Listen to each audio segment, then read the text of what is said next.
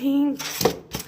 اجاني انبوكسينج على راس السنه من اختي صديقتي، الله يعطيها الصحه والعافيه يا رب. هذا الانبوكسينج كتير حلو، شغله انا كتير بحبها. متحمسين لتشوفوا شو هي؟ اللي حذر بالكومنتات قبل ما افتح العلبه يكتب بس بدون غش. ما في صبر يا الله الشنطه تفتح.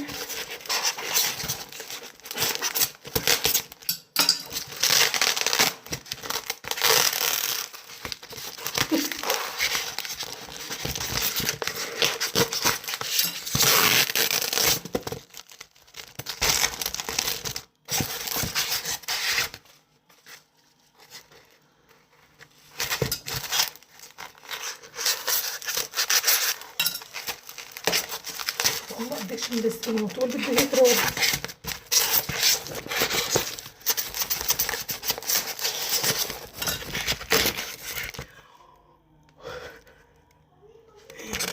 بجنن كيوت.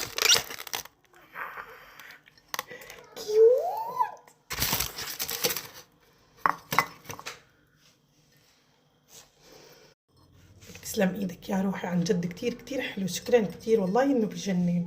محلاه، طلعوا قديش كيوت، لونه كمان كتير حلو. شوفوا محلاه، والله محلاه بجنن لك. الله يسعدك ويرزقك يا روحي. ام يحيى الغالي يسلم هالايدين. عندي قهوه وعندي نسكافيه، اكتبوا لي تحت بالتعليقات شو اعمل. مثل ما بتعرفوا اني انا بحب القهوه اكتر من النسكافيه، فقررت اعمل ركوه قهوه كبيره.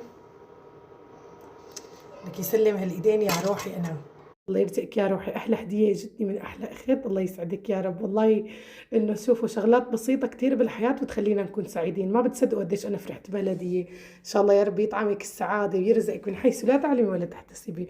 الله يحمي لك بيتك وزوجك واولادك. يا سلام، طعمة القهوه حتى صارت غير.